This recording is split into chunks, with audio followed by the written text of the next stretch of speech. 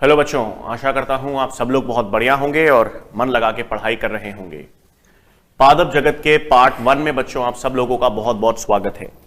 आपको याद होगा बच्चों, पिछले लेक्चर में हम जैविक वर्गीकरण यानी क्लासिफिकेशन में मोनेरा, प्रोटिस्टा, फंगाई और वायरसेस विषाणु तक देख चुके थे। वायरॉइड्स, प्रायोन्स भी हमने देख लिए थे, लाइकेंस की भी हमने बात कर ली थी और हमने पादप जगत का या प्लांट किंगडम का इंट्रोडक्शन हमने देख लिया था। ठीक है, तो आज हम विस्तार में किसकी बात करेंगे बच्चों? प्लांट किंगडम या पादप जगत की। अब सबसे पहली चीज बच्चों आपको याद रखनी है कि जब हम प्लांट किंगडम की बात करते हैं या पादप जगत की बात करते हैं तो हमारे पास पादप जगत में सबसे सरल यानी सबसे सिंपलेस्ट पादप से लेके सबसे जटिल पादप तक हम पढ़ेंगे। तो पादप जगत में हमारे पास क्या क्या शामिल होंगी?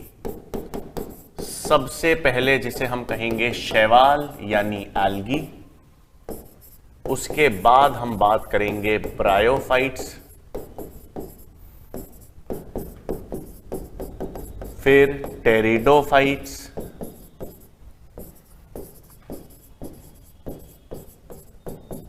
जिम्नोस्पर्म्स और एंजियोस्पर्म्स, है ना भाई। तो हमारे पास पादप जगत या प्लांट किंगडम की हम बात कर रहे हैं। तो पादप जगत में हमारे पास कौन कौन से पादप हैं? सबसे सरलतम सिंपलेस्ट प्लांट जिसे हम एल्गी कहते हैं, एल्गी से लेकर सबसे कॉम्प्लेक्स सबसे विकसित पादप जिसे हम आवृत बीजी या एंजियोस्पर्म्स कहेंगे, है ना। तो आपके पास सबसे सिंपलेस्ट फॉर्म्स पादपों में सबसे सरलतम या सिंपलेस्ट कौन से हैं? शैवाल या एल्गी। और सबसे विकसित जो हैं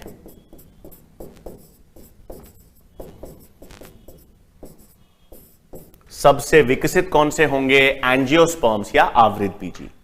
जब हम शैवाल की बात करेंगे बच्चों तो वैसे तो यहां पर पादप जगत की अगर हम बात करें प्लांट किंगडम की तो हम 3 प्रकार की शैवाल पढ़ेंगे भाई। हरित शैवाल यानी ग्रीन एल्गी, भूरी शैवाल यानी ब्राउन एल्गी और लाल शैवाल या जिसे हम कहेंगे रेड एल्गी। ठीक है, तो प्लांट किंगडम की बात हो रही है पादप जगत की। पादप जगत में सबसे सरलतम सबसे सिंपलेस्ट पादप कौन से हैं? एल्गी है। एल्गी के बाद ब्रायोफाइट्स, फिर टेरिडोफाइट्स, फिर जिम्नोस्पर्म्स और सबसे विकसित क्या होंगे? एंजियोस्पर्म्स। और शैवाल या एल्गी की बात करें तो सरलतम एल्गी कौन कौन सी हमारे पास है? ग्रीन है, ब्राउन है और रेड एल्गी है। तो पादप जगत में या प्लांट किंगडम में हम सबसे पहले किसकी बात करेंगे बच्चों? शैवाल या एल्गी की बात करेंगे। तो पहला हमारे पास क्या आ जाता है? शैवाल या एल्गी।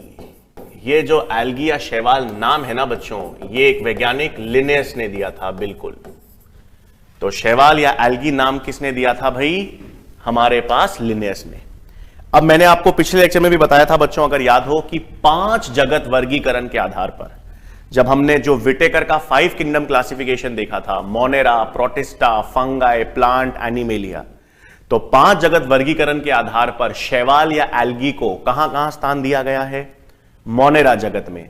मोनेरा जगत के अंदर हमने नील हरित शैवाल की बात की थी जो कि प्रोकैरियोट्स थी।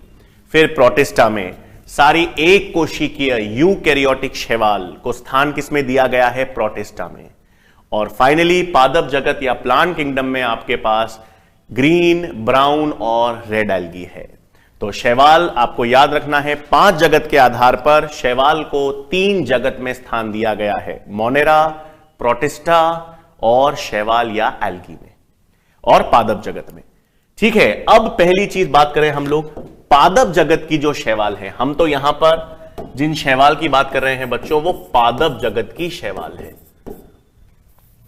और सभी शैवाल, ठीक है, पादप जगत की बात करें या किसी भी शैवाल की आप बात करो तो सभी शैवाल आपको याद रखना है, सारी की सारी शैवाल स्वपोषी होगी, प्रकाश संश्लेषी होगी, उनमें क्लोरोफिल ए होगा और वो ऑक्सीजन मुक्त करेंगी। तो आपको याद रखना है सभी शैवाल जो हैं इसमें कोई अपवाद नहीं है, सभी शैवाल जो हैं वो कैसी हैं? स्वपोषी यानी प्रकाश संश्लेषी हैं, इनमें क्लोरोफिल ए उपस्थित होगा और ये प्रकाश संश्लेषण के द्वारा ऑक्सीजन मुक्त करती हैं।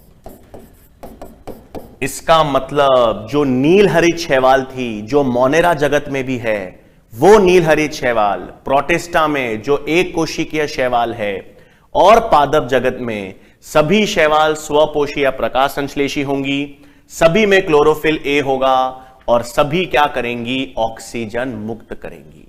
कोई अपवाद नहीं है, सभी शैवाल की बात हो रही है। फिर नेक्स्ट बात करें बच्चों हम इनकी कोशिका भित्ति की, है ना। शैवाल आपके पास पादप जगत की बात हो रही है, तो शैवाल में कोशिका भित्ति की बात करें तो अगर हमने शैवाल को पादप जगत में रखा है तो इनकी कोशिका भित्ति में भी सेल्यूलोज होता है। ठीक है, प्रमुख रूप से इनकी कोशिका भित्ति में क्या मिलेगा भाई, सेल्यूलोज। सेल्यूलोज के अतिरिक्त और भी प्रकार की शर्करा मिलेंगी, गैलेक्टन्स, मैनन्स। ठीक है, गैलेक्टेंस और मैनन्स का मतलब है इसमें गैलेक्टो शर्करा होगी, मैनो शर्करा होगी मैनन्स में। तो गैलेक्टेंस, मैनन्स और कैल्शियम कार्बोनेट और सिलिकॉन ऑक्साइड्स। ये क्वेश्चन बहुत कॉमन है जो नीट में पूछा जाता है बच्चों, शैवाल की कोशिका भित्ति पर। तो एल्गी या शैवाल जो पादप जगत की शैवाल है उनकी कोशिका भित्ति में आपको क्या मिलेगा, सेल्यूलोज मिलेगा। सेल्यूलोज के अलावा और भी प्रकार की शर्करा मिलेंगी, गैलेक्टेंस और मैनन्स, और अकार्बनिक पदार्थ भी इनकी कोशिका भित्ति में मिलेंगे। कौन से अकार्बनिक पदार्थ हैं, कैल्शियम कार्बोनेट और सिलिकॉन ऑक्साइड्स। तो यदि आपसे प्रश्न आ जाए कि शैवाल की कोशिका भित्ति में क्या क्या मिलेगा, तो शैवाल की कोशिका भित्ति में सेल्यूलोज, गैलेक्टेंस, मैनन्स, कैल्शियम कार्बोनेट और सिलिकॉन ऑक्साइड्स मिलेंगे। फिर नेक्स्ट चीज हमने कल भी या पिछले लेक्चर में भी डिस्कस किया था बच्चों, हमने कहा था शैवाल को अपन ने थैलोफाइटा में रखा है ना। शैवाल को हम किस नाम से जानते हैं, थैलोफाइटा। क्या मतलब है, थैलोफाइटा का मतलब है इनकी मुख्य काय थैलस होती है। थैलस का मतलब क्या है कि ये जो शैवाल की मुख्य काय है उसमें आपको पत्तियां, जड़ और तने देखने को नहीं मिलेंगे, है ना। शैवाल को हमने किस में रखा है, पादप जगत में। तो अगर हमने इसको प्लांट्स में या पादप जगत में रखा है तो प्लांट्स का मतलब तो इनमें पत्तियां, तने और जड़ें होनी चाहिए, लेकिन शैवाल में ऐसा नहीं होता। शैवाल है तो पादप जगत में है क्योंकि वो स्वपोषी हैं, प्रकाश संश्लेषी हैं, लेकिन फिर भी इनकी मुख्य काय में तने, पत्तियां और जड़ नहीं पाई जाती। तो इनकी मुख्य काय थैलस होती है जो तने, जड़ और पत्ती में विभेदित नहीं होगी। तो थैलोफाइटा का मतलब है बच्चों इनकी मुख्य काय जो है, मेन बॉडी जो है, मुख्य काय थैलस है। और मुख्य काय थैलस का मतलब तने, पत्ती व जड़ में विभेदित नहीं होती।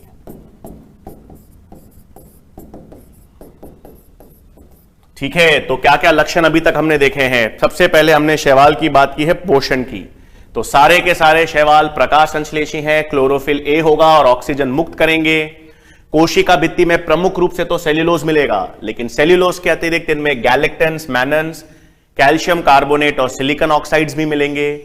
और शैवाल को हम थैलोफाइटा कहते हैं। थैलोफाइटा का मतलब है ये थैलस है, इसमें मुख्य काय थैलस का मतलब जो तने, पत्ती और जड़ में विभेदित नहीं होती है। फिर नेक्स्ट प्रमुख चीज आपको याद रखना है बच्चों, शैवाल के अंदर संवहनीय उत्तक नहीं होते। हां, संवहनीय उत्तक यानी वैस्कुलर टिश्यू, जाइलम और फ्लोएम, ये तो सब उच्च पादपों के लक्षण हैं, है ना। जब हमने पादप कार्य की या प्लांट फिजियोलॉजी देखा था तो हमने कहा था जल और खनिज, वाटर और मिनरल्स का स्थानांतरण कौन करता था, जाइलम। भोजन का स्थानांतरण, फूड का स्थानांतरण कौन करता था, फ्लोएम। तो ये जाइलम और फ्लोएम क्या होती हैं, संवहनीय उत्तक। ये संवहनीय उत्तक सबसे पहले टेरिडोफाइट्स में आई थी। ठीक है, हम देखेंगे आगे जब हम टेरिडोफाइट्स पढ़ेंगे तो संवहनीय उत्तक सबसे पहले टेरिडोफाइट्स में विकसित हुई। इसका मतलब जो शैवाल हम पढ़ रहे हैं ये तो सबसे सरलतम पादप है, सिंपलेस्ट पादप है, इसमें किसी भी प्रकार का संवहनीय उत्तक नहीं पाए जाते। तो शैवाल का नेक्स्ट बिंदु क्या हो गया भाई? शैवाल में संवहनीय उत्तक, जिसे हम अंग्रेजी में कहते हैं वैस्कुलर टिश्यूज, एब्सेंट या अनुपस्थित होते हैं। इसलिए शैवाल को हम नॉन वैस्कुलर या एवैस्कुलर या असंवहनीय कह सकते हैं। ठीक है, तो शैवाल में, किसी भी शैवाल में जाइलम और फ्लोएम यानी संवहनीय उत्तक नहीं होते हैं, जरूरत भी नहीं है। जाइलम और फ्लोएम तो उच्च पादपों में चाहिए जो बड़े होते हैं, जिनमें तने, जड़, पत्तियां विभेदित होती हैं और जल को वायवीय भागों तक पहुंचाना होता है। शैवाल तो सरलतम जीव है बच्चों, छोटे से एक कोशिकीय या बहुकोशिकीय होते हैं। ठीक है, तो बड़े छोटे से एक कोशिकीय या बहुकोशिकीय शैवाल होती हैं, उनमें भोजन और जल खनिज के स्थानांतरण की जरूरत ही नहीं होती। ठीक है, तो शैवाल में संवहनीय उत्तक क्या होंगे? नहीं पाए जाते हैं। फिर नेक्स्ट बिंदु याद रखना है बच्चों आपको, जो शैवाल है वो अगुणित होती है। हां, शैवाल क्या होंगी भाई? अगुणित या हैप्लॉइड होती हैं।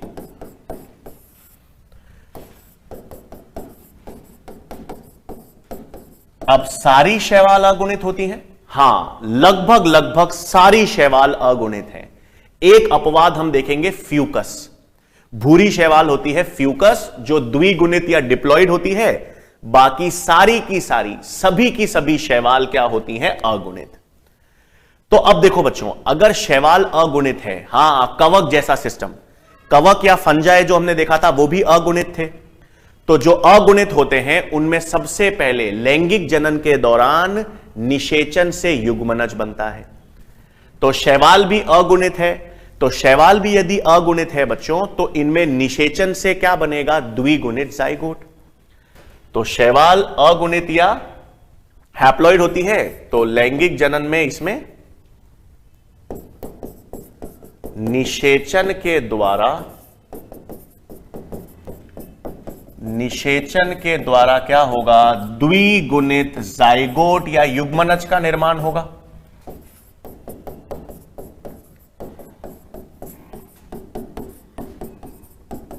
ठीक है ना? फिर निषेचन के द्वारा क्या होगा? द्विगुणित जाइगोट। अब वैसे तो हम जब आगे पढ़ेंगे उच्च पादपों में, उच्च पादपों में क्या होगा? ये जो जाइगोट है ये द्विगुणित है, ये विकसित होकर भ्रूण बनाएगा, ये डेवलप होकर या विकसित होकर एम्ब्रियो या भ्रूण का निर्माण करेगा। लेकिन शैवाल में ऐसा है नहीं। शैवाल अगुणित है, अगुणित है तो निषेचन के द्वारा द्विगुणित जाइगोट बना, और यह जाइगोट बनने के तुरंत बाद मियोसिस दर्शा देता है। इसका मतलब भ्रूण का निर्माण या एम्ब्रियो का निर्माण शैवाल में नहीं देखा जाता। हम आगे पढ़ेंगे शैवाल के बाद, जब हम ब्रायोफाइट्स, टेरिडोफाइट्स, जिम्नोस्पर्म्स, एंजियोस्पर्म्स ये सब पादप पढ़ेंगे ना, तो इन सब पादपों में हम देखेंगे कि जाइगोट या युग्मनज बनने के बाद विकास के द्वारा भ्रूण या एम्ब्रियो बनता है, क्योंकि वो सभी पादप द्विगुणित होते हैं। लेकिन शैवाल तो अगुणित है, सरलतम पादप है, तो इसमें द्विगुणित युग्मनज बना, केवल यही एक द्विगुणित कोशिका होती है। शैवाल के अंदर और कोई द्विगुणित कोशिका नहीं पाई जाती, एक ही द्विगुणित कोशिका है जाइगोट, और यह बनने के तुरंत बाद मियोसिस दर्शा देती है, भ्रूण का निर्माण नहीं होता। तो निषेचन के द्वारा द्विगुणित जाइगोट का निर्माण होता है। यह जाइगोट तुरंत मियोसिस के द्वारा या मियोसिस दर्शाता है।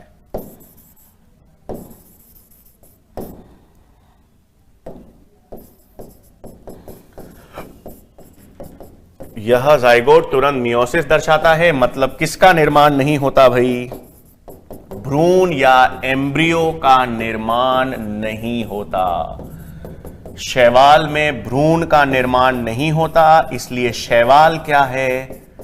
Non Embryophyta. इसमें भ्रूण का निर्माण नहीं हो रहा, नॉन एम्ब्रियोफाइटा। क्लियर? तो 3 लक्षण देखे हमने शैवाल के। सबसे पहला, शैवाल में संवेदनीय उत्तक नहीं होते, तो इसलिए हम इसको नॉन वैस्कुलर या असंवेदनीय कहते हैं। फिर शैवाल की मुख्य काय थैलस है, जो तने, पत्ती और जड़ में विभेदित नहीं है, थैलोफाइटा कहते हैं। और शैवाल में किसका निर्माण नहीं होता? भ्रूण का निर्माण नहीं होता, इसलिए इसको क्या कहते हैं? Non Embryophyta. है ना भाई? तो एल्गी या शैवाल, वापस देखो, हमने एल्गी या शैवाल के क्या क्या लक्षण देखे हैं। सबसे सरलतम पादप है, तो हमने इसको क्या नाम दे दिया? थैलोफाइटा। फिर ये असंवेदनीय है, संवेदनीय उत्तक नहीं है, नॉन वैस्कुलर। और तीसरा, भ्रूण का निर्माण नहीं होता, इसीलिए ये क्या है? Non Embryophyta. तो जरूरी नहीं है बच्चों क्वेश्चन में हमेशा शैवाल या एल्गी लिखा हो। क्वेश्चन में आपको लिख सकते हैं कि थैलोफाइटा, पादप जगत में थैलोफाइटा है, या असंवेदनीय या नॉन एम्ब्रियोफाइटा। तो आपको मालूम होना चाहिए ये तीनों लक्षण किसके हैं? शैवाल के हैं। थैलस काय है, संवेदनीय उत्तक नहीं है, और भ्रूण का निर्माण नहीं होता। फिर बच्चों नेक्स्ट पॉइंट आपको क्या ध्यान में रखना है? शैवाल में जनन।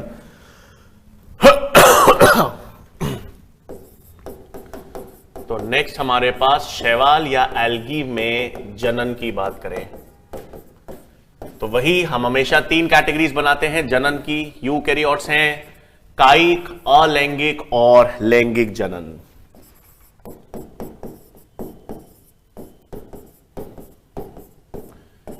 कायिक जनन, अलैंगिक जनन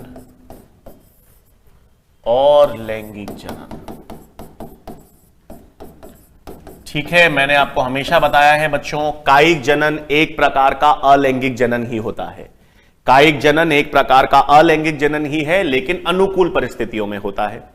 परिस्थितियां थोड़ी प्रतिकूल होती हैं तो अलैंगिक होता है। अच्छा, और जब अवस्थाएं बहुत ज्यादा प्रतिकूल हैं, अनफेवरेबल कंडीशंस बहुत ज्यादा हैं, तो प्रतिकूल परिस्थितियों से निपटने के लिए विविधता या वेरिएशन की जरूरत पड़ेगी। और प्रतिकूल परिस्थितियों में जब विविधता की आवश्यकता होगी, आनुवांशिक विविधता की आवश्यकता होगी, तो कोई भी जीव, शैवाल हो या कोई भी और जीव हो, वो कौन सा जनन दर्शाएगा? लैंगिक जनन। है ना? तो कोई भी एक जीव है बच्चों, कोई भी एक ऑर्गेनिज्म है जो अलैंगिक और लैंगिक दोनों तरह का जनन दर्शाता है। तो आपको याद रखना है, जब अनुकूल परिस्थितियां हैं, जब अनुकूल परिस्थितियां हैं, भरपूर भोजन उपस्थित है, तो वो कायिक जनन दर्शाएगा, जो एक अलैंगिक जनन का प्रकार है। फिर कंडीशंस अगर थोड़ी प्रतिकूल हो जाएं, तो फिर वो बीजाणु या स्पोर्स का निर्माण करेगा, अलैंगिक जनन है। और जब कंडीशंस लंबे समय तक ज्यादा प्रतिकूल रहें और आनुवांशिक विविधता की जरूरत हो, नए लक्षणों की आवश्यकता हो, तो विविधता या आनुवांशिक नए लक्षण तो केवल लैंगिक जनन से ही संभव है। कायिक जनन हो या अलैंगिक जनन, एक ही मतलब है, इनमें तो कोई आनुवांशिक विविधता नहीं आती, कोई नए लक्षण देखने को नहीं मिलते। नए लक्षण हैं, नई विविधता देखी जानी है, तो वो केवल कब संभव है? लैंगिक जनन के कारण ही संभव होती है। ठीक है, तो शैवाल में कायिक जनन की बात करें अनुकूल परिस्थितियों में भाई, तो आपके पास मुख्य रूप से तो होता है खंडन, या जिसे हम कहते हैं फ्रैगमेंटेशन। ये सबसे कॉमन प्रकार का अलैंगिक जनन मिलेगा आपको कायिक जनन शैवाल में। अलैंगिक जनन में आपके पास बीजाणु बनेंगे, वैसे ही बीजाणु होते हैं जैसे कवक में हमने देखा था। हां, जूस्पोर्स, चल बीजाणु, और अचल बीजाणु यानी एप्लानोस्पोर्स। कॉनिडिया नहीं होता बच्चों। इसमें मुख्य रूप से 2 प्रकार के बीजाणु बनते हैं, चल बीजाणु और अचल बीजाणु, जूस्पोर्स और एप्लानोस्पोर्स। लैंगिक जनन के बारे में अब हम विस्तार से बात करेंगे। ठीक है, शैवाल में लैंगिक जनन में अलग बना रहा हूं।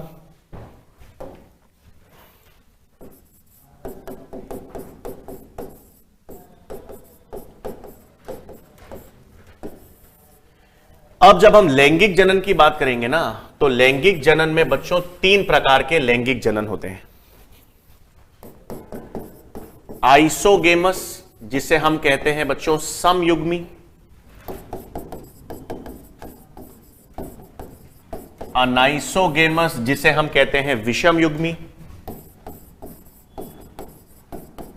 और उगेमस जिसे हम कहते हैं अंडयुग्मी। हां, 3 प्रकार के लैंगिक जनन है भाई हिंदी में। आइसोगेमस का मतलब है समयुग्मी है, अनाइसोगेमस विषम युग्मी, और उगेमस को हम कहते हैं अंडयुग्मी।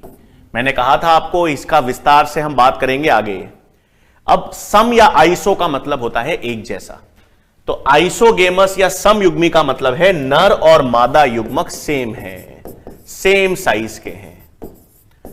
नर युग्मक और मादा युग्मक जो हैं वो सेम एक जैसे होंगे।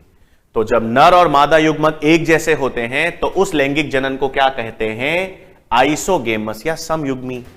अब सारा खेल ही उदाहरण पर है बच्चों यहां पर।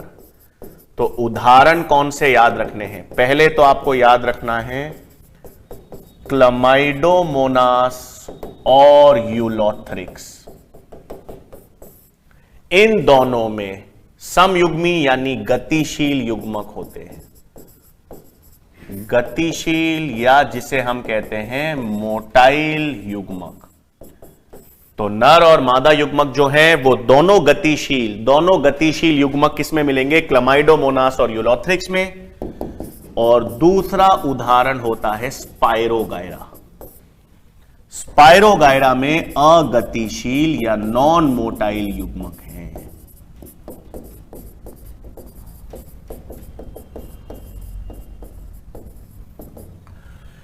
ठीक है, तो लैंगिक जनन 3 प्रकार का है शैवाल में, आइसोगेमस, अनाइसोगेमस, उगेमस। सबसे पहले हम किसकी बात कर रहे हैं? आइसोगेमस यानी समयुग्मी। आइसोगेमस या समयुग्मी का मतलब है नर और मादा युग्मक एक जैसे होंगे, एक ही साइज के होंगे। तो नर और मादा युग्मक एक जैसे किसमें होंगे? क्लमाइडोमोनास, यूलोथ्रिक्स और स्पाइरोगायरा, तीनों में। फर्क क्या है? क्लमाइडोमोनास और यूलोथ्रिक्स जो शैवाल हैं उनके युग्मक गतिशील होंगे, हां उनमें फ्लैजिला लगा होगा। और स्पाइरोगायरा के जो युग्मक हैं उसमें फ्लैजिला नहीं होगा, वो अगतिशील होंगे। लेकिन तीनों किसके अंदर आते हैं? आइसोगेमस यानी समयुग्मी। फिर नेक्स्ट आता है अनाइसोगेमस। अनाइसोगेमस विषम युग्मी का मतलब हो गया नर और मादा युग्मक एक समान नहीं है। और एक समान नहीं है ये किसमें देखा जाता है? क्लमाइडोमोनास की कुछ और जातियों में।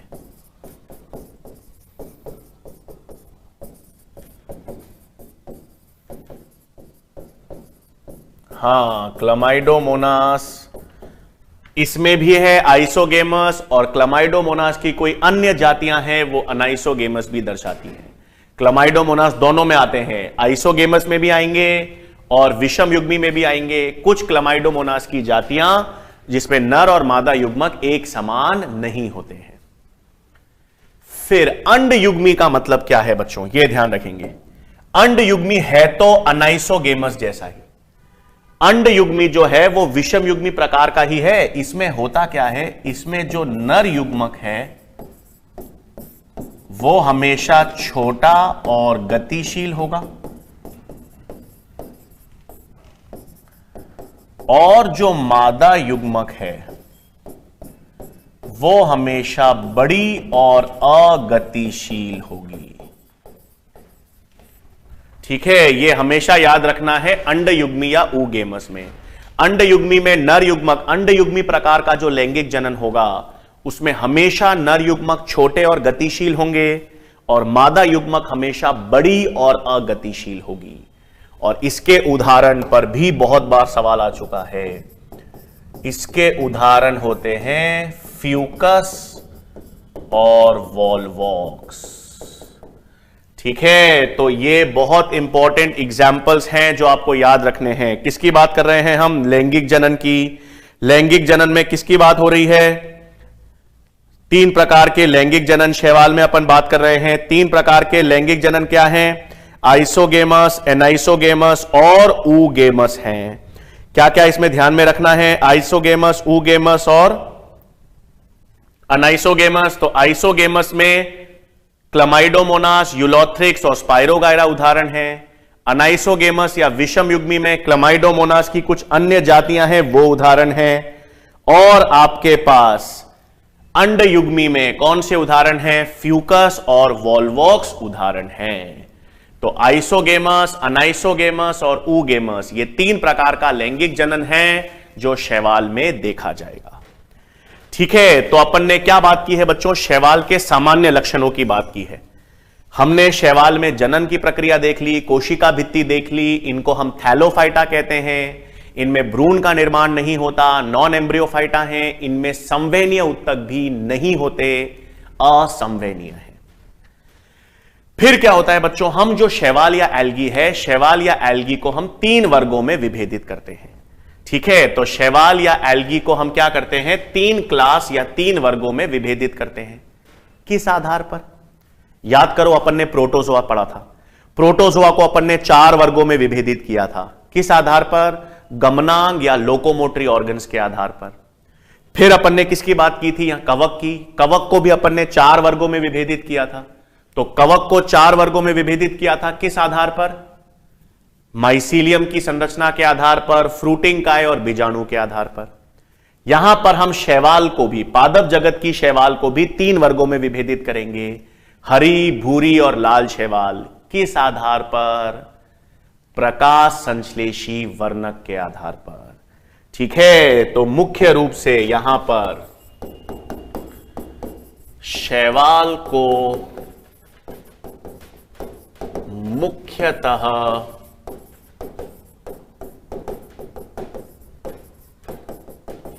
प्रकाश संश्लेषी वर्णक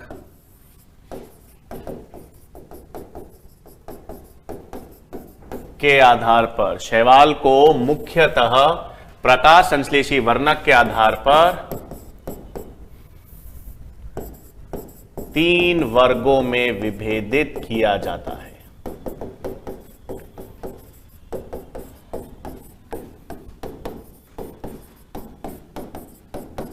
ठीक है, इसका मतलब ये जो हरी, हम जो ग्रीन एल्गी, ब्राउन एल्गी और रेड एल्गी पढ़ेंगे, ये 3 प्रकार की शैवाल हम पढ़ेंगे ना बच्चों।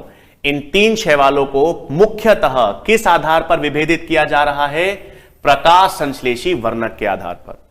मुख्यतः प्रकाश संश्लेषी वर्णक के आधार पर विभेदित कर रहे हैं, लेकिन इसके अलावा उनकी कोशिका भित्ति, उनमें संचित भोजन, उनमें फ्लैजिला कितने हैं, उसके आधार पर भी इन्हें वर्गीकृत किया जाता है। मतलब वर्गीकरण के लिए, उनको क्लासिफाई करने के लिए हमने मुख्य कारण तो क्या है? वर्णक। वर्णक तो सबसे प्रमुख कारण है जिसके आधार पर हम उनको 3 प्रकार में विभेदित करते हैं। उसके अलावा और बिंदुओं पर भी हम वर्गीकृत कर लेते हैं। भित्ति के आधार पर कर लेते हैं, संचित भोजन के आधार पर और फ्लैजिला के आधार पर। तो मुख्यतः तो हो गया। फिर इसके पश्चात या इसके अतिरिक्त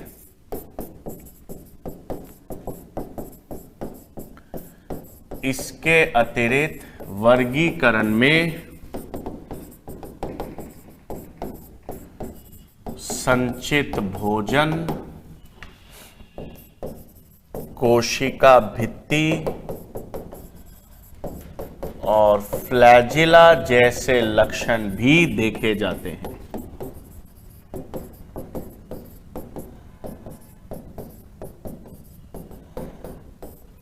ठीक है, तो शैवाल को अपन मुख्यतः क्या कर रहे हैं? 3 वर्गों में विभेदित कर रहे हैं। मुख्यतः 3 वर्गों में विभेदित करने का आधार क्या है भाई?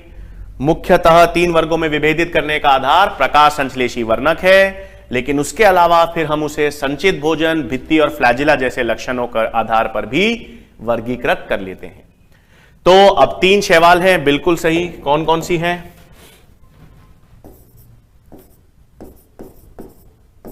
हरित शैवाल यानी ग्रीन एल्गी, भूरी शैवाल यानी ब्राउन एल्गी और लाल शैवाल जिसे हम रेड एल्गी कहते हैं। ठीक है, ये 3 शैवाल हो गई भाई। अब किन किन लक्षणों के आधार पर वर्गीकृत करेंगे वो भी। सबसे प्रमुख तो अपन ने बात की प्रकाश संश्लेषी वर्णक के आधार पर। सबसे प्रमुख तो प्रकाश संश्लेषी वर्णक होंगे, फिर संचित भोजन, फिर कोशिका भित्ति, फिर फ्लैजिला और आखिरी में आवास। ठीक है भाई, तो हम लोग हरी शैवाल, भूरी शैवाल और लाल शैवाल तीनों को किन किन लक्षणों के आधार पर वर्गीकृत कर रहे हैं? सबसे प्रमुख तो प्रकाश संश्लेषी वर्णक थे, फिर वर्णक के आधार पर संचित भोजन है, भित्ति है, फ्लैजिला है और आवास है। ठीक है, करके देखें एक एक करके। सबसे पहले तो वर्णकों की बात करें तो हरित शैवाल में क्लोरोफिल ए और क्लोरोफिल बी होगा। हरित शैवाल में कौन से प्रकाश संश्लेषी वर्णक है बच्चों? ए और बी होगा। ब्राउन में क्लोरोफिल ए और क्लोरोफिल सी, और लाल शैवाल में क्लोरोफिल ए और क्लोरोफिल डी। देखो भाई, क्लोरोफिल ए तो मैंने कहा था कि यूनिवर्सल पिगमेंट है, सार्वत्रिक प्रकाश संश्लेषी वर्णक है, तो क्लोरोफिल ए तो सब में होगा। अब जीबीआर से याद रखना है, पहले बी फिर सी और डी। अब ग्रीन एल्गी जो है, हरित शैवाल का हरा रंग तो क्लोरोफिल के कारण है। ब्राउन एल्गी में जो भूरा रंग होता है ना, मुख्यतः भूरा रंग का कारण होता है फ्यूकोजैंथिन।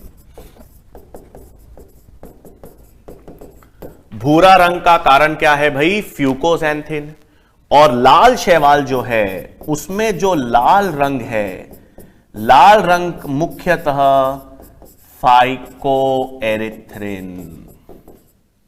है ना। तो हरित शैवाल में तो क्लोरोफिल ए और बी हो गए और क्लोरोफिल के कारण हरा रंग आ गया। भूरी एल्गी या ब्राउन एल्गी में जो भूरा रंग है वो किसकी अधिक मात्रा के कारण है? फ्यूकोजैंथिन के कारण। और रेड एल्गी में जो लाल रंग है वो किस कारण? फाइकोएरिथ्रिन के कारण। तो मुख्यतः तो वर्णकों के आधार पर अपन ने यह विभेदन कर लिया। फिर आता है दूसरा संचित भोजन। अब संचित भोजन आसान, ग्रीन एल्गी में तो सिंपल स्टार्च संचित भोजन होता है। ब्राउन एल्गी में लैमिनेरिन और मैनिटोल संचित भोजन होता है। स्टार्च तो हमको पता ही है, हमने जैव अणु में पढ़ा है। मैनिटोल एक प्रकार की अल्कोहल है, लैमिनेरिन भी एक प्रकार का पॉलीसैकेराइड है। हां, यह भी ग्लूकोज का पॉलीसैकेराइड होता है लैमिनेरिन, लेकिन इसमें ग्लूकोज का बीटा रूप होता है। ठीक है, जैव अणु अगर आपको याद हो तो वहां पर मैंने अल्फा ग्लूकोज और बीटा ग्लूकोज की बात की रखी है। तो स्टार्च में तो हमको पता है ग्लूकोज का कौन सा रूप पाया जाता है? अल्फा रूप पाया जाता है। लेकिन लैमिनेरिन की हम बात करें तो लैमिनेरिन में ग्लूकोज का बीटा रूप पाया जाता है। और जो रेड एल्गी है बच्चों, फाइनली रेड एल्गी के अंदर एक विशेष प्रकार का स्टार्च होता है जिसे हम फ्लोरिडियन स्टार्च कहते हैं। फ्लोरिडियन स्टार्च जो है ना बच्चों, उसकी संरचना किसके समान होती है? अमाइलोपेक्टिन के समान। ठीक है, तो ये मुख्य वो संचित भोजन की हम बात करें तो संचित भोजन ग्रीन एल्गी में कौन सा है? स्टार्च है। ब्राउन एल्गी भूरी शैवाल में लैमिनेरिन और मैनिटोल है। और रेड एल्गी जो है उसमें फ्लोरिडियन स्टार्च। फ्लोरिडियन स्टार्च का मतलब है ये स्टार्च का वो रूप है जो ज्यादा शाखित है, जिसमें ब्रांचेस ज्यादा हैं। और जैव अणु में आपको याद होगा बच्चों, मैंने आपको स्टार्च में बता रखा है, स्टार्च का एक अमाइलोज रूप होता है और एक अमाइलोपेक्टिन रूप होता है। अमाइलोज के अंदर, अमाइलोज में कोई शाखाएं नहीं होती, अमाइलोपेक्टिन में शाखाएं होती हैं। और अमाइलोपेक्टिन से भी ज्यादा शाखाएं आपको किसमें मिलेंगी? Floridean starch. तो फ्लोरिडियन स्टार्च जो है वो एक शाखित स्टार्च है, यानी किसके समान है? अमाइलोपेक्टिन के समान है, जिसमें शाखाएं ज्यादा होती हैं। ठीक है, फिर भित्ति की बात करें तो सब में सेल्यूलोज तो होगा ही, सभी में सेल्यूलोज आपको मिलेगा कोशिका भित्ति में। फर्क क्या है? सेल्यूलोज के साथ पेक्टिन मिलेगा ग्रीन एल्गी में, एल्गिन मिलेगा ब्राउन एल्गी में, और पॉलीसल्फेट एस्टर्स मिलेंगे रेड एल्गी में। ठीक है, तो कोशिका भित्ति की बात हो रही है, कोशिका भित्ति में सब में सेल्यूलोज मिलेगा। सेल्यूलोज के साथ पेक्टिन ग्रीन एल्गी में, एल्गिन ब्राउन एल्गी में, पॉलीसल्फेट एस्टर्स रेड एल्गी में। फिर नेक्स्ट लक्षण की बात करें तो फ्लैजिला। ग्रीन एल्गी में फ्लैजिला की संख्या 2 से 8 होती है, वो शीर्ष पे होता है और समान या इक्वल होता है। इनमें 2 होते हैं, फ्लैजिला पार्श्व होंगे और अनइक्वल। और फ्लैजिला किस शैवाल में नहीं होता? लाल शैवाल या रेड एल्गी में नहीं पाया जाता। तो 2 से 8 फ्लैजिला किसमें है? ग्रीन एल्गी में। सब शीर्षस्थ होंगे, सब ऊपर की तरफ होंगे, सारे साइज में इक्वल होंगे। ब्राउन एल्गी में 2 फ्लैजिला होंगे, साइड में होंगे, पार्श्व और असमान साइज के। और फ्लैजिला किसमें होता ही नहीं? रेड एल्गी में। लाल शैवाल में कोई फ्लैजिला नहीं है। तो एक क्वेश्चन आता है कि ऐसी शैवाल बताओ जिसमें अगतिशील बीजाणु हैं, ऐसी शैवाल बताओ जिसमें अगतिशील युग्मक हैं। तो सब रेड एल्गी है। लाल शैवाल में युग्मक भी अगतिशील हैं क्योंकि फ्लैजिला है ही नहीं, बीजाणु भी सारे के सारे अगतिशील हैं क्योंकि फ्लैजिला है ही नहीं। फिर अंत में बात करें बच्चों आवास की, तो आवास शुद्ध और लवणीय जल दोनों में कौन सी शैवाल मिलेगी भाई? शुद्ध और लवणीय जल दोनों में आपको हरी शैवाल। हरी शैवाल शुद्ध जल में भी मिलती है, लवणीय जल में भी मिलती है। ब्राउन और रेड एल्गी जो है ना बच्चों, वो अधिकांश लवणीय जल में मिलती है।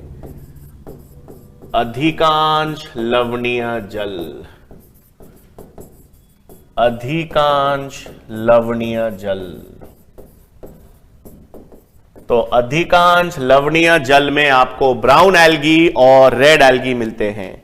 ठीक है, तो शुद्ध और लवणीय जल दोनों आवासों में आपको क्या मिलेगा? हरित शैवाल। और ब्राउन एल्गी और रेड एल्गी है वो प्रमुख रूप से किसमें मिलेगी? लवणीय जल में मिलेगी। तो ये अपन ने तो सामान्य लक्षणों के आधार पर ग्रीन एल्गी, ब्राउन एल्गी और रेड एल्गी को विभेदित कर दिया।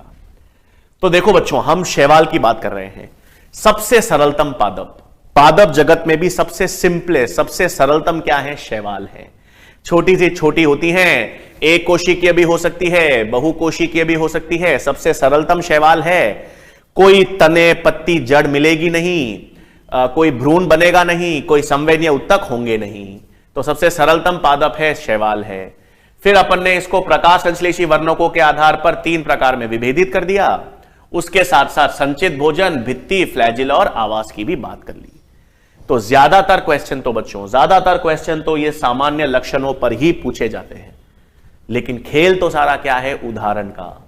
हरित शैवाल के उदाहरण क्या होंगे, भूरी शैवाल के क्या होंगे, रेड एल्गी के क्या होंगे।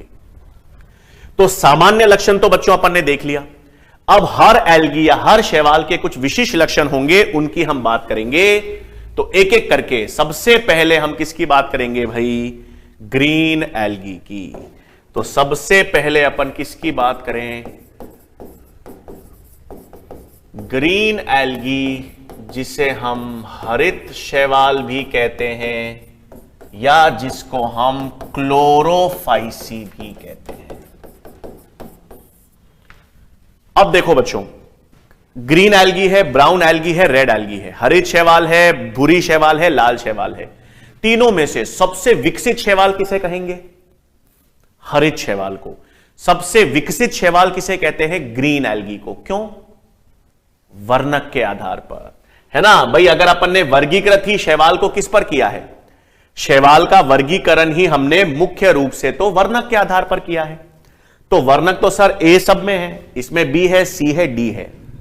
अब उच्च पादपों में, मतलब ब्रायोफाइट्स, टेरिडोफाइट्स, जिम्नोस्पर्म्स, एंजियोस्पर्म्स, सारे उच्च पादपों में वर्णक क्या होता है? ए और बी। प्रकाश संश्लेषण में हमने पढ़ा था ना, सारे के सारे पादपों में प्रकाश संश्लेषी वर्णक तो ए और बी होता है। तो ए और बी उच्च पादपों के समान प्रकाश संश्लेषी वर्णक किसके पास है? ग्रीन एल्गी के पास। इसलिए सबसे विकसित शैवाल कौन सी है? Green algae. तो ग्रीन एल्गी में पहला विशेष लक्षण याद रखना आपको, यह सबसे विकसित शैवाल है।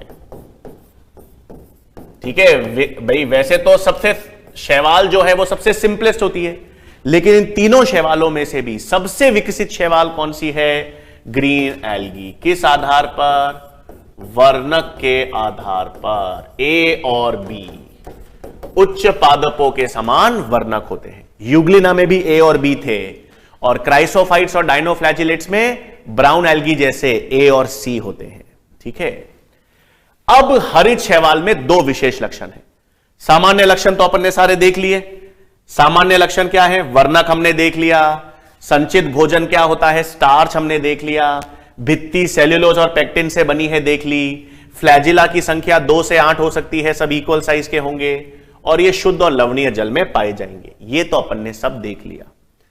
दो विशिष्ट लक्षण अब ग्रीन एल्गी में याद रखने हैं। दो विशिष्ट लक्षण जो हरित शैवाल में होते हैं, उसमें पहला विशिष्ट लक्षण यह है बच्चों की जो ग्रीन एल्गी है, हरित शैवाल, ग्रीन एल्गी के अंदर क्लोरोप्लास्ट के अलग अलग आकार होते हैं। तो पहला विशेष लक्षण है कि क्लोरोप्लास्ट के विभिन्न शेप्स पाए जाते हैं। यह आपको याद होगा बच्चों, अपन ने कोशिका की संरचना में भी मैंने बताया था।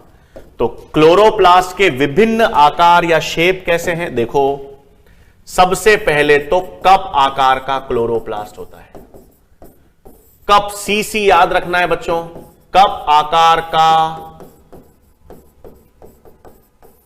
कप आकार का क्लोरोप्लास्ट क्लमाइडोमोनास में होता है। फिर स्पाइरल आकार का क्लोरोप्लास्ट भी होता है, वो भी SS याद रखना है, स्पाइरोगायरा नाम से ही है ना। कप आकार का क्लोरोप्लास्ट क्लमाइडोमोनास में होगा, स्पाइरल आकार का क्लोरोप्लास्ट स्पाइरोगायरा में होगा। गर्डल आकार का क्लोरोप्लास्ट, गर्डल आकार को हम कहते हैं बच्चों मेखला। मर्डल आकार का होता है यूलोथ्रिक्स में। ठीक है, फिर जालीदार रेटिक्यूलेट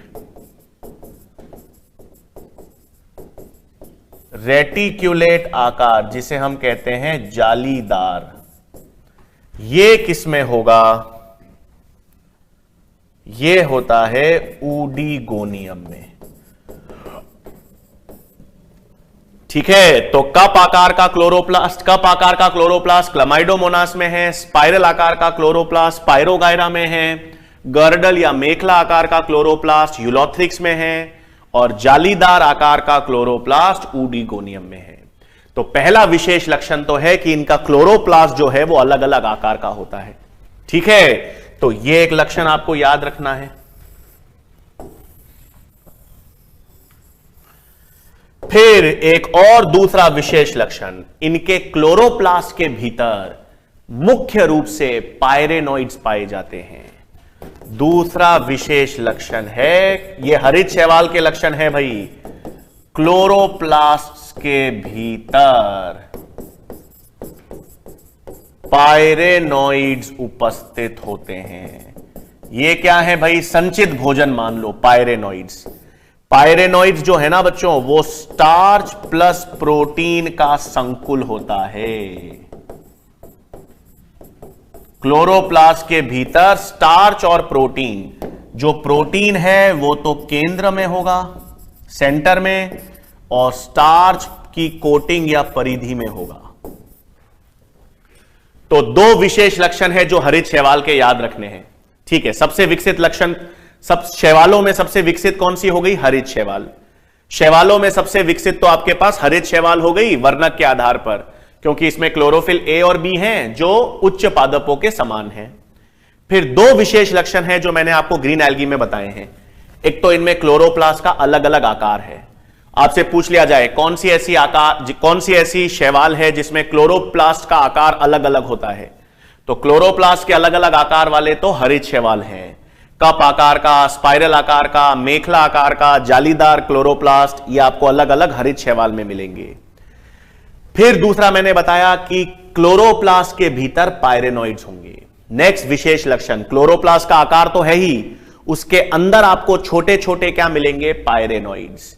ये पायरेनोइड्स किसके संकुल हैं? स्टार्च और प्रोटीन के संकुल हैं। जो स्टार्च है वो परिधि में मिलेगा और केंद्र में क्या मिलेगा? प्रोटीन मिलेगा। ठीक है, ये तो हमने बात कर ली ग्रीन एल्गी या हरित शैवाल की बात कर ली। अब सारा खेल ही उदाहरण पर है। सारा खेल जो ग्रीन एल्गी का है वो उदाहरण। तो ग्रीन एल्गी के उदाहरण, ठीक है। डायग्राम एनसीईआरटी में दे रखे हैं बच्चों, 3 एनसीईआरटी में डायग्राम है। सुनो, पहले 1 मिनट लिख लेते हैं। पहले मैं एग्जांपल्स लिख दूं बच्चों, यहां पर ध्यान देंगे। Chlorella, Chlamydomonas, Volvox,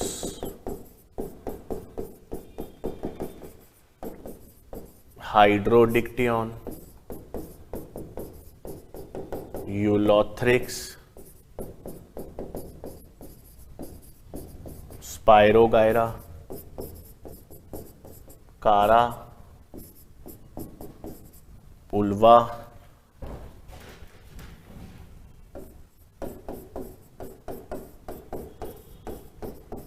Cladophora. ये उदाहरण आपको ग्रीन एल्गी के याद रखने हैं। Chlorella, Chlamydomonas, Volvox, Hydrodictyon, Ulothrix, Spirogyra, Chara, Ulva, Cladophora. सुनो एक एक करके। सबसे पहले क्लोरेला एक कोशिकीय है, एक कोशिका से बनी है। क्लमाइडोमोनास भी एक कोशिकीय है। याद है, क्लोरेला, क्लमाइडोमोनास लिखा तो मैंने ग्रीन एल्गी के उदाहरण में है, लेकिन ये दोनों एक कोशिकीय यूकैरियोट्स हैं।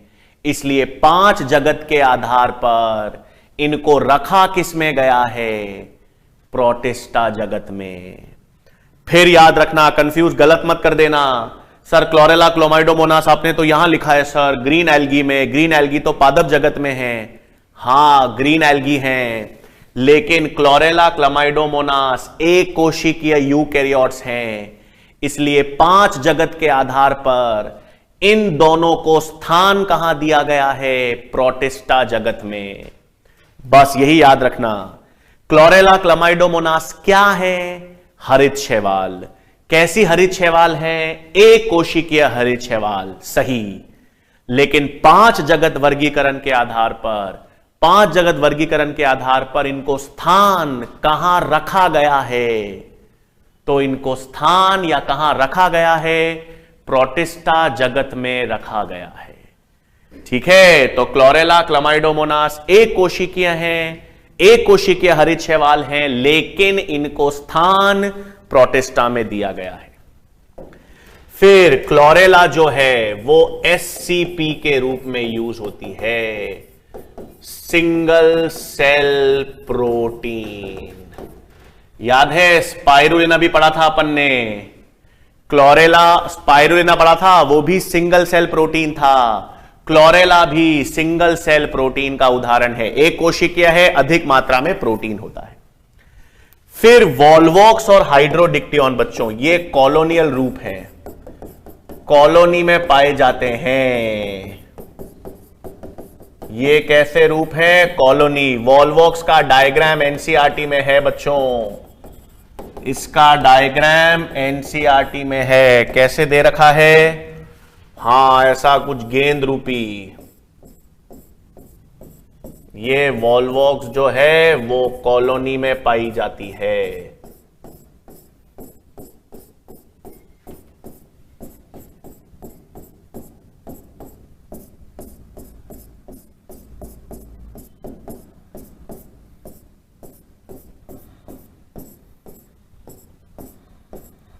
ये सब एक दूसरे से जुड़ी होती हैं।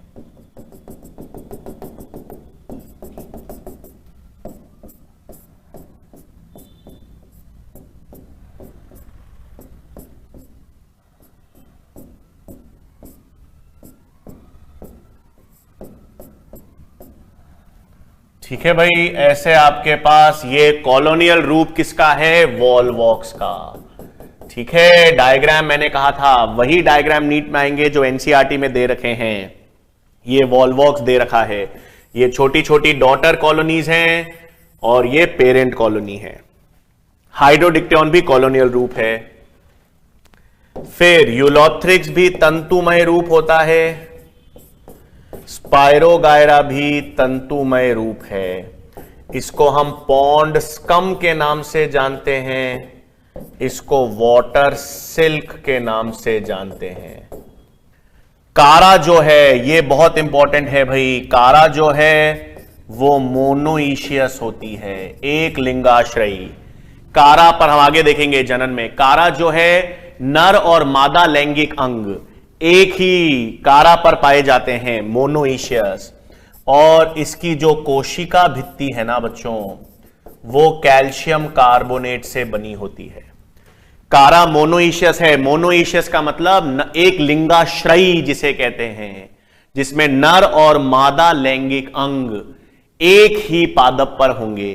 तो कारा है, कारा पर नर और मादा लैंगिक अंग दोनों पाए जाते हैं, इसलिए कारा क्या है? मोनोइशियस। उल्वा जो होती है उसे कहते हैं सी लेट्यूस, और क्लैडोफोरा जो है वो एपिजोइक एल्गी है।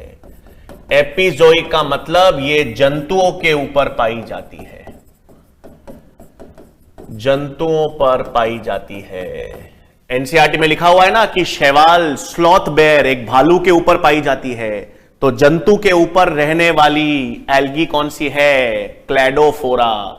जंतुओं के ऊपर पाई जाती है एपिजोइक। तो वॉल्वॉक्स का डायग्राम एनसीईआरटी में दे रखा है बच्चों, एक क्लमाइडोमोनास का डायग्राम। हां ठीक है, एक एनसीईआरटी में क्लमाइडोमोनास का डायग्राम भी है, और एक ये कारा का डायग्राम भी है। ठीक है, तो तीन उदाहरण मतलब तीन डायग्राम जो है हरित शैवाल के, वो आपको किस में दे रखे हैं? एनसीईआरटी में। वॉल्वॉक्स का डायग्राम एनसीईआरटी में दे रखा है, कारा का और क्लमाइडोमोनास। तो Chlorella, Chlamydomonas, Volvox, Hydrodictyon, Ulothrix, Spirogyra, Chara, Ulva और क्लैडोफोरा, ये सब किसके उदाहरण हैं? ग्रीन एल्गी के। फिर बता रहा हूं, क्लोरेला, क्लमाइडोमोनास एक कोशिकीय है ये एक कोशिकीय, लेकिन है एक कोशिकीय हरित शैवाल ही, लेकिन पांच जगत वर्गीकरण के आधार पर इन दोनों को रखा किसमें गया है? प्रोटिस्टा जगत में। ठीक है, फिर वॉल्वॉक्स और हाइड्रोडिक्टियन दोनों कॉलोनी में पाई जाती हैं। वॉल्वॉक्स में ये जो कॉलोनी है ये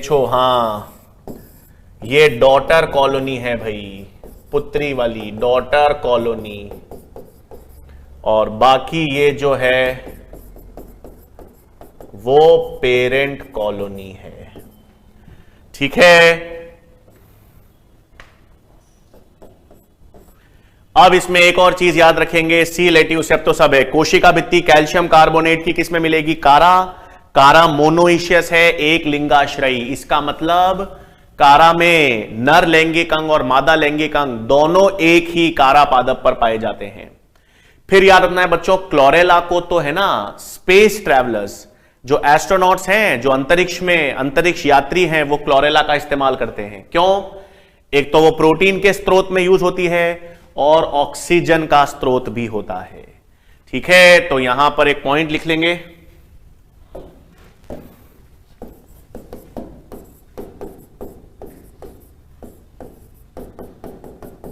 अंतरिक्ष यात्री क्लोरेला का यूज करते हैं। ठीक है, किसके लिए? प्रोटीन के स्रोत, प्रोटीन एवं ऑक्सीजन के स्रोत में। ठीक है, तो ये आपके पास किसकी बात कर ली बच्चों? अपन ने हरित शैवाल की बात कर ली है। तो हरित शैवाल में क्या क्या उदाहरण याद रखने हैं? वापस क्लोरेला क्लोमाइडोमोनास लिखा तो मैंने हरित शैवाल में है, लेकिन जगह प्रोटिस्टा की है। वॉल्वॉक्स और हाइड्रोडिक्टोन कॉलोनी वाले रूप हैं। तंतुमय रूप यूलोथ्रिक्स और स्पाइरोगायरा हैं। एक लिंगाश्रयी और भित्ति कैल्शियम कार्बोनेट से किसकी बनी है? कारा। अल्वा जो है उसे सी लेट्यूस कहते हैं। और जंतुओं के ऊपर, बेर भालू के ऊपर जो शैवाल पाई जाती है वो कौन सी है? क्लैडोफोरा। तो ये सब किसके एग्जाम्पल याद रखने हैं आपको? ग्रीन एल्गी के। ठीक है, अब ग्रीन एल्गी के बाद नेक्स्ट क्या आता है बच्चों? भूरी शैवाल। ठीक है, नेक्स्ट हमारे पास ग्रीन एल्गी के बाद नेक्स्ट क्या है भाई? ब्राउन एल्गी या भूरी शैवाल। और जिसको हम क्या कहते हैं? फेओफाइसी। अब जैसे ग्रीन एल्गी के दो विशेष लक्षण थे बच्चों, दो विशेष लक्षण ग्रीन एल्गी के क्या थे? कि उनमें क्लोरोप्लास्ट का जो आकार था, क्लोरोप्लास्ट का शेप था, वो अलग अलग प्रकार का था। और क्लोरोप्लास्ट के भीतर पायरेनोइड्स पाए जाते थे जो स्टार्च और प्रोटीन से बने थे। केंद्र में स्टार्च है, परिधि केंद्र में प्रोटीन है, परिधि स्टार्च से बनी है। ब्राउन एल्गी की विशिष्टता यह होती है कि ब्राउन एल्गी का साइज, ब्राउन एल्गी में सब के सब ब्राउन एल्गी जो है ना बच्चों, वो बहुकोशिकीय होते हैं। तो लगभग सभी ब्राउन भूरी शैवाल जो है ना, आपको याद रखनी है, ये बहुकोशिकीय होती है। ठीक है भाई, एक कोशिकीय तो हरित शैवाल थी, ब्राउन एल्गी भूरी शैवाल में ये सब बहुकोशिकीय हैं। फिर इनकी साइज भी बड़ी बड़ी होती है, मतलब इनकी साइज में सरलतम रूप भी होता है जिसे हम एक्टोकार्पस कहते हैं। और 100 मीटर लंबे तक भूरी शैवाल होती है जिसे हम कैल्प्स या लैमिनेरिया कहते हैं। तो ब्राउन एल्गी में आपको याद रखना है, इस वर्ग में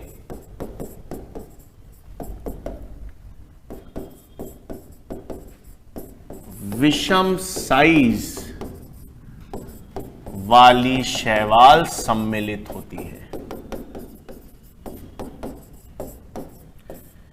अब विषम साइज वाली शैवाल सम्मिलित होती है, मतलब इनमें जो सरल साइज वाली, सिंपल साइज जो है, वो तो होती है एक्टोकार्पस,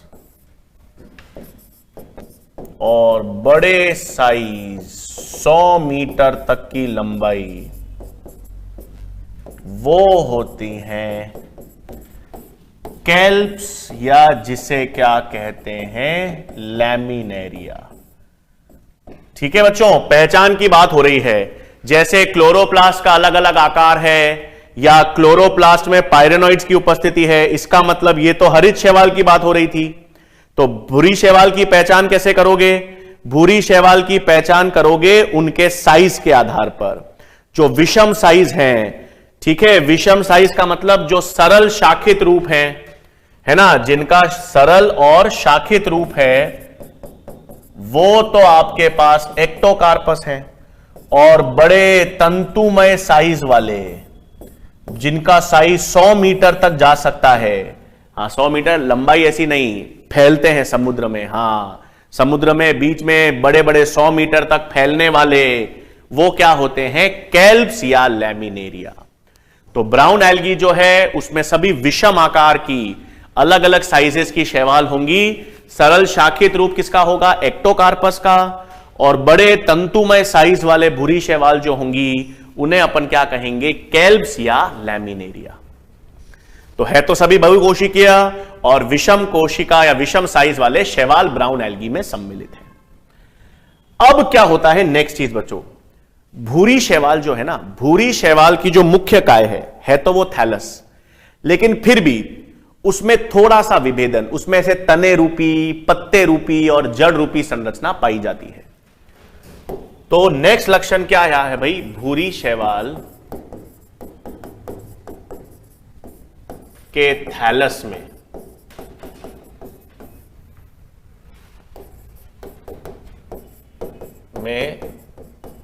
तने रूपी स्टाइप,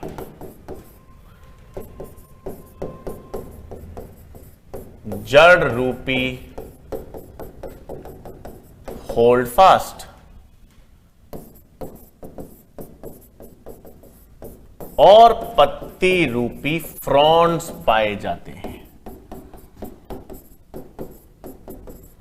ठीक है भाई, इनकी मुख्य काय है तो थैलस ही, लेकिन थैलस में थोड़ा सा विभेदन है। हल्की सी तने रूपी संरचना स्टाइप होती है, जड़ रूपी संरचना होल्ड फास्ट होती है, और पत्ती रूपी संरचना क्या होती है? फ्रॉन्स। ये याद रखना है। नेक्स्ट, मैंने आपसे कहा था वैसे तो सभी शैवाल जो है, सारी की सारी शैवाल अगुणित होती है, लेकिन भूरी शैवाल भी अगुणित है, लेकिन एक अपवाद है, फ्यूकस, जो द्विगुणित होती है। तो वैसे तो शैवाल अगुणित है ना? वैसे तो शैवाल अगुणित होती है भाई, बिल्कुल सही, शैवाल अगुणित है, परंतु इसमें अपवाद आता है फ्यूकस। फ्यूकस एक द्विगुणित शैवाल है भाई। तो एकमात्र द्विगुणित शैवाल, और वो भी भूरी शैवाल कौन सी होती है? फ्यूकस होती है।